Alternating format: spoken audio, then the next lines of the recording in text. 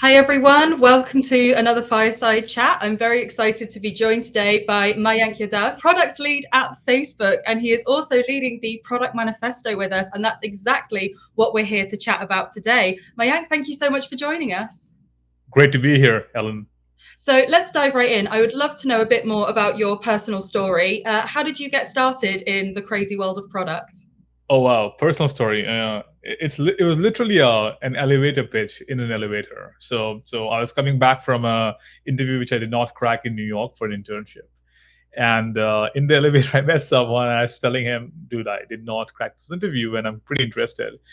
And they said, "Why don't you come back tomorrow? Here's my card." And that's where I that's how I first got my internship as a product manager in New York. And since then. I was very clear this is exactly what I wanted to do. So started my journey with a full-time opportunity with eBay in San Jose, working on international expansion of their marketplace products. That's where I got excited about marketplaces, demand, supply, helping small businesses, people grow their business through platforms. And from there, I just went to the next one and the next one. So from eBay, I went to Uber in very early days. Fun journey there. Saw some explosive growth, and from there, joined another startup in New York. Came back to New York, and it was a kind of marketplace for home services. So I like I don't know. Somehow I was very motivated by this whole concept of supply, demand, and technology platform in between, and really building business and products around it. And it was called Handy. Got acquired by Angie's List. Very very solid founders, lovely team there. Had a good time. And from there, I came to the Bay Area again and joined Facebook as a product manager for mostly with the marketplace team, where I've been launching new verticals from like mostly 0 to 1 products. For cars, for home rentals. So it gave me good exposure from strategy to execution, building teams, not just in the US but globally. And yeah, and as a part of that, I met people from product school, product community in the Bay Area, and got connected with what others are doing and started learning from them. And that's how my journey has been as a product manager, working for companies and also connecting with the community outside work. Awesome. Such an exciting space to be a part of. Well, speaking of explosive growth, you said it best. Product management is another space that's seen explosive growth in recent years. But where do you see the future of product management going? Yeah, it's a very hard question. I think what's the future? I don't know what's the future is, but I do know that as a discipline, it is creating leaders for the next. I mean, for this generation and for generations to come in the technology space and also beyond. A good way to think about that is if you look at the top, let's say 20 companies today in the world in technology primarily. I mean, the good examples are, let's say, Google or Microsoft, Amazon, and so on and so forth. Most leaders or CEOs, CXOs were product managers at some point of time in their career. So I would say this is an incubation ground or incubation hub or discipline for future leaders. So again, not that every PM would become a CEO or a CXO or SVP in a large or a small company, but definitely the past in the last 5 to 10 years, we have seen people who were product managers, product leaders, have evolved to become CEOs or CXOs of different companies, and that's where I see the world to evolve. Like as we are in this community of product management, we have to mold ourselves and think about what we want from it and carve our path towards it. But by the definition, as you are PMs, we are all PMs.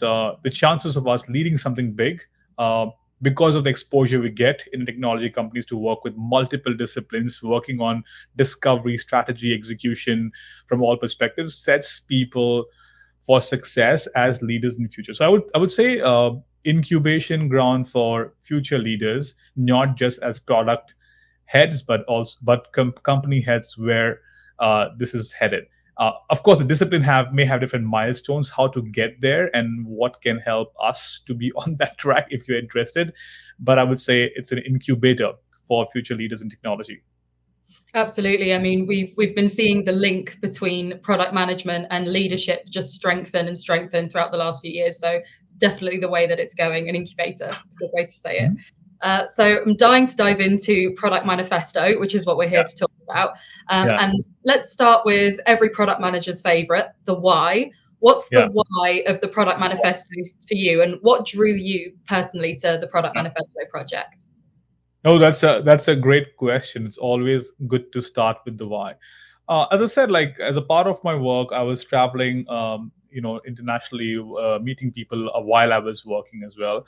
So in the evenings, let's say I'm in Jakarta, I will meet some folks from companies in Jakarta, even Singapore, India, London, so on and so forth. And these are all product leaders or engineering leaders or design. So I mean, from different disciplines. And what I realized after talking to them was. Um, this discipline doesn't have any such definition. Everyone has their own version of what a product manager should do based on the problem they were given at certain point of time. Now let's skip the large organizations like Amazon, Google, Facebook, etc., because they have the resources and the history. They've spent years to figure out how to develop products and product leaders and how they blend together in terms of the operations. So if you remove the big ones of the top 20, I would say, every other organization have their own definition of product management, and which permeates down into product managers. They have their own definition of what their roles and responsibilities are. That's number one. So there was a lot of variation in terms of what product management is and what it is not. So that was one thing that I saw. And is the need for standardization? Maybe a little bit. Maybe some anchors are similar across the globe that we should all focus on. There was one variation in the definition of what product management is and what is not. Second is when I spoke to PMs and also myself in the journey, like I didn't know what I should be doing to product manage myself. I know it's a cliche we use very often in our industry.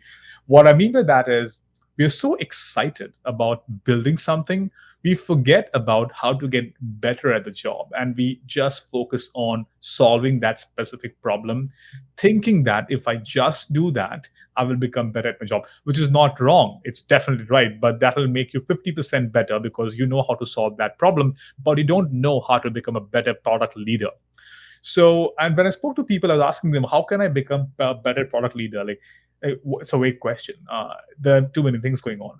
So then I asked myself, okay, are there some anchors that I have learned that has made me better, which I can share with folks around, and learn from them what they have learned in their journey, who are ahead in, let's say, 20 years into product management. What can they teach me so I can become like them or even better than them?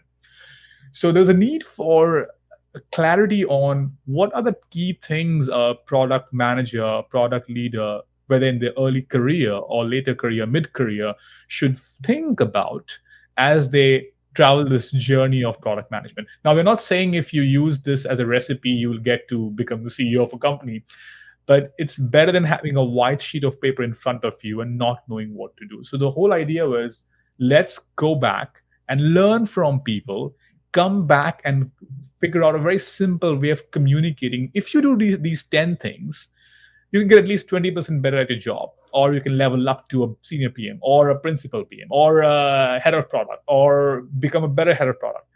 So it started with that idea that let's bring the learning back into a standardized format where we can give it back to the community so they can learn from it and make use of it to make themselves better and move ahead faster in the career as PMs and as also as product leaders.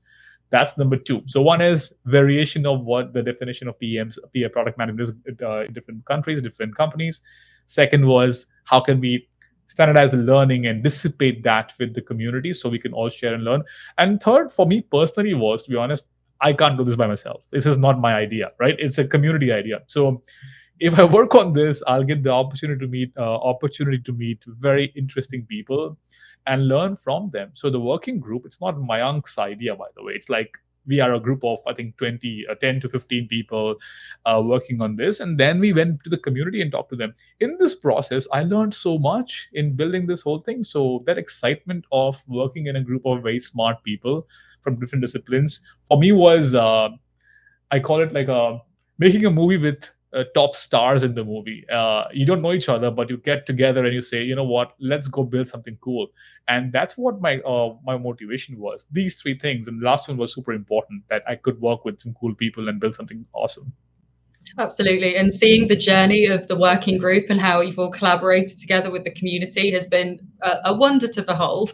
Um, so, apart from the things we've already touched on briefly, what would you say are the other major challenges that all product people are facing today? Yeah, absolutely. See, that's a part of the manifesto. I would say, we like, where do we start this manifesto? What is this manifesto? So I'll go back to talk about manifesto a little bit, and then I'll answer the question of what are the key challenges, because they're very well connected. So we answered the why we did this. One, I'll repeat it again. One, lack of a standardized definition of product management, lack of ways of how PMs can become better at their job, build better product organization, etc. And for me, obviously, personally, it was more about working with smart people. So if you, after the why, if you go think about how do we approach this, the first step was that what are the key challenges product managers are facing at different levels? Entry level PM is a different problem versus somebody who's in the middle of the career, somebody who's already head of product. What's next for them? So we opened it up to the community and said, let's go and ask questions to these people and define the key questions or challenges that product managers face today. We got like a list of, I think, 50 questions, and we narrowed it down into about 20 and then now to 10. So the key questions, that the most common was, how do I write a good strategy for my product? Someone talked about how do I level. Someone also mentioned, a lot of people mentioned, I'm a product manager at level X. How can I go to level X plus Y? So what we did was, as a process of building a product, we took the same approach for Product Manifesto. Let's define the problem first, which was the list of 20, 30, 40 problems we came up with through the community. And then we narrowed it down to 10 of the core problems that we all felt was most important. So that was the step one for us. And I think the key ones were, again, how to write a strategy, how to think about leveling up, how to build a product team in startups. That was a very common question. What is the right configuration of a product team? Why is it so hard to think about product teams as a mix of all disciplines and not just design and PM? So we took these problems and said, do we agree with these challenges? If we solve for these challenges, we are solving for the right problems. So that's all how it started. Like, let's go define the key challenges PMs face, with the first three I mentioned popped up as the top challenges. I'll pause there and talk about what happened next, but we took the classic product management process also for Product Manifesto of first finding what the problems are and then thinking about what's next from there. Awesome. And which of the principles, which, by the way, for all of you watching, if you want to check out the principles, productmanifesto.com, they're right there. Which of the principles would you say resonate with you the most? I mean, I would say, like, we debated a lot on all the manifesto principles, but let's say the one which I find very I would say very important for early PMs. Let me put it this way. Let me pick two. One would be for early PMs, and one would be for, let's say, mid and late stage product managers. Just to be very clear on that. So the one that resonated with me a lot is based on my interaction with PMs, not in the Valley, I would say, but elsewhere. The number one manifesto principle, which is, the question was how to identify product opportunities, because inherently people think about ideas as opportunities. But again, like, I'll make a very radical statement here: ideas have no value unless they are put into the right context. So the first principle talks about that. Like, it's not about the problem, it's not about the solutions, it's about really finding the right problem. So ask why before what. Use data and research to reveal the opportunity. I think that's it's a very simple statement, but many like most PMs seldom use this. They always go with that whole reaction of, let's go execute and think of ideas to make my features better or products better. But that's not what it should be about. It should be about asking the why first and focusing on data and research to reveal the opportunity. So I really connect with that. And I think Ashok has done a fantastic job. He's the VP at Tumblr of explaining why it's important, and how to use that principle by going deep and giving examples about it. So yes, I think the number one principle, very relevant for early PMs, I would say, always question the why before what, and use data, which means don't go on solutions or ideas or features. Focus on, do we know why we are doing this? So that's one. Um, the second one I would say is primarily it's about setting the right product organization. When we say product organization, I mean, let's focus on product team. Organization is a little bit different than team. So this is principle number 10. It's about how to set up the right product team. And if you speak to different organizations, there are different definitions of product team. Some people say product team means a PM and an engineer. I spoke to some folks in India. They had just a PM, a separate entity, a design, a separate entity, and engineers a separate entity. And PMs do some analysis. Design will then take it from them like a waterfall model, do some designing, and then there is engineers. They are just executing on the designs or mocks, as they call it, not even a product idea, and then they come back with answers. That's not a product team. That's a random arrangement of how a workflow is organized to give an output. So I think that's an important one. As we think about setting up product teams, we should think about setting them for success, which means, do we have the right people involved to build a right product, to have diverse perspectives into it? When you're thinking about a problem, do you have the data science person or the user research person to really set the foundation of what the problem is, the principle number one, which I was talking about?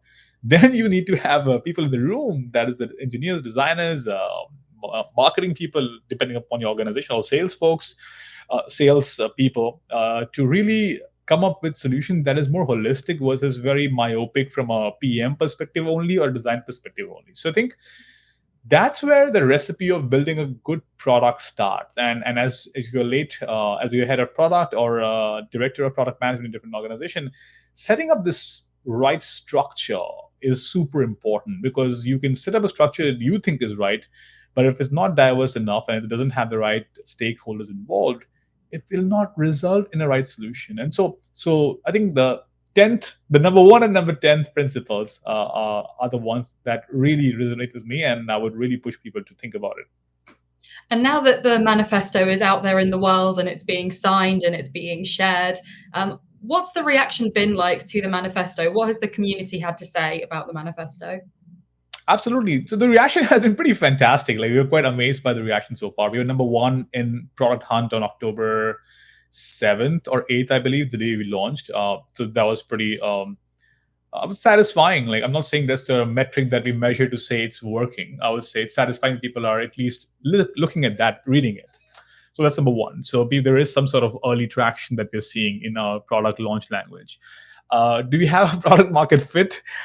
That's what we will be looking at going forward. This is a working document that we have created on productmanifesto.com. If it's a podcast, go to productmanifesto.com, folks. Please check it out. So the next step for us is get feedback from people, because we'll again make an iteration to it, maybe in 3 months' time, maybe in 6 months' time. So we are getting a lot of feedback. Some people are saying these are very actionable. Some are complaining why it's actionable and not mission-driven and not philosophy-driven. So good feedback coming from all sides, and we do want to make sure we incorporate those feedback, and in the next iteration, we make a change in that. That's number 2, the early reactions of that. Number 3 is we will feel successful when someone stands up and says, oh, I use one principle from this manifesto and it helped me get better. That's when we start to say we are winning and the community's work is resulting in a better community. I think that's the focus for us. Or an organization use our top last 3 principles or even one principle and say that we are now a better product organization and our output is even better than where we were last time. That's when we say we have found the product market fit with this product manifesto and we are killing it. So I think the early the summary, the TLDR is the early traction, the early adoption, early feedback has been pretty solid. Also because of the working group, I would say a lot of people, some call outs to Felix, Diego, Barney, Marili, a lot of people who are involved in this from different organizations. They are so strong in the community. I don't have a followership. They have such strong followership. So they are also doing a good job in going and talking to people and really getting the feedback. So they've also got great feedback about the principles being more actionable.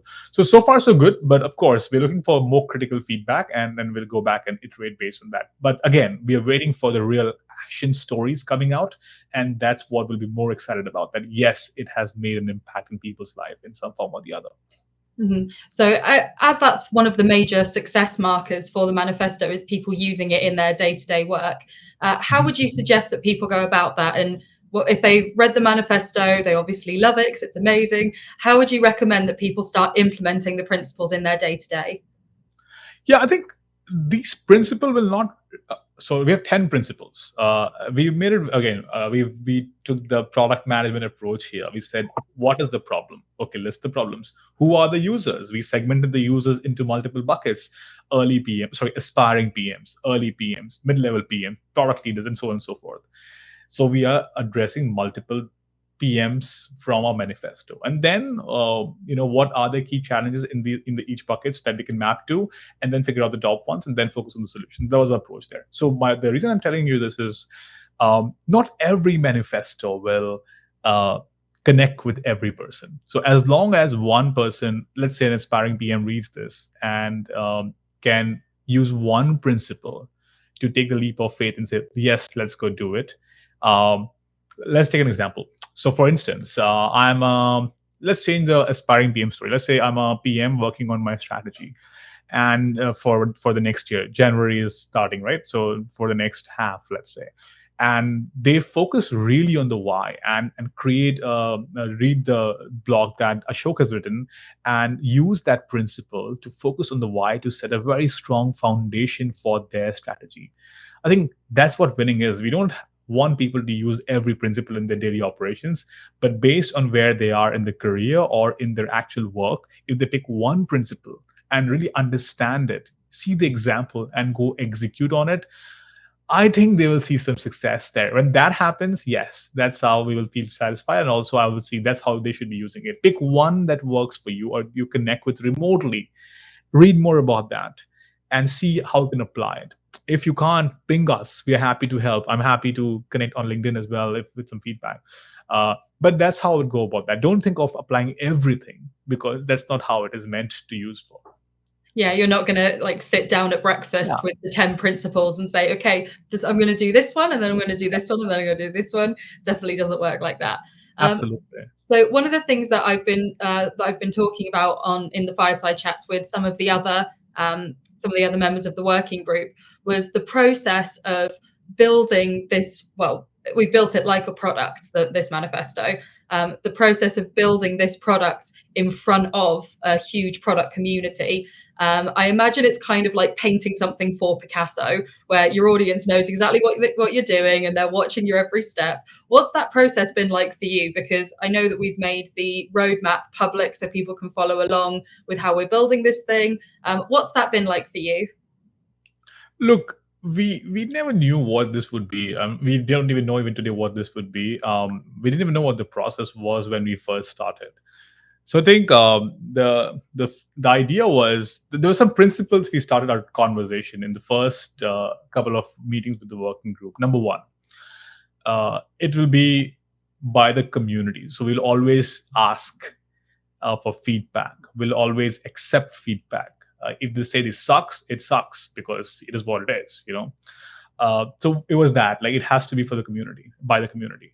That was very clear. So if you see every step we are going in, these Clubhouse chats are not for Mayank to increase his followership or for someone to connect with more people as their Clubhouse followers grow. It was more about, let's be open about how we're thinking and get people's feedback. By the way, after every Clubhouse chats, me and the working group, primarily Roland and from Product School, we caught up and we changed a few things because we learned, this can be done differently. So I think one was the principle number one, which is by the community, for the community, and which we took it literally. This is why everything was published. This is why we're talking about every milestone on the website as we are going through the process. So yes, you're right, Ellen.